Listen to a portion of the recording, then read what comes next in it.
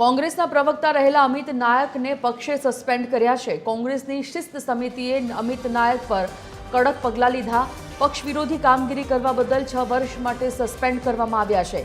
Atrocity એક્ટમાં ગુનો ગણાતા શબ્દો વાપરતા સસ્પેન્ડ કરવામાં આવ્યા છે।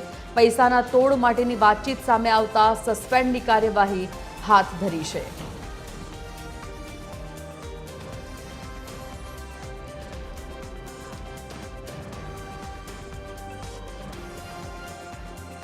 અભિષેક વાઘેલા ફોનલાઈન પર સંવાદદાતા જોડાઈ ગયા છે।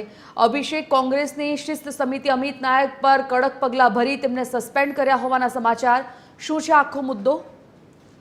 બિલકુલ સંજયની વાત કરીએ તો ગુજરાત કોંગ્રેસ પક્ષ દ્વારા એક મોટો નિર્ણય જે છે તે લેવામાં આવ્યો છે, જેમાં પક્ષના પ્રવક્તા રહેલા ડોક્ટર અમિત નાયકને જે છે તે 6 વર્ષ માટે સસ્પેન્ડ કરવાની કામગીરી જે છે તે કરવામાં આવી રહી છે।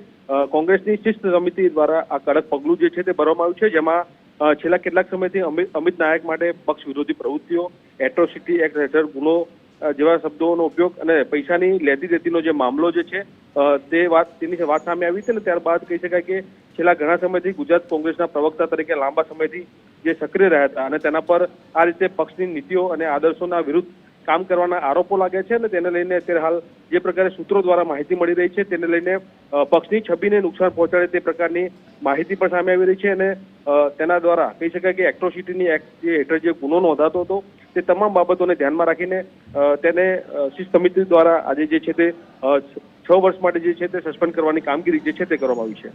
જી, જાણકારી માટે ધન્યવાદ અભિષેક।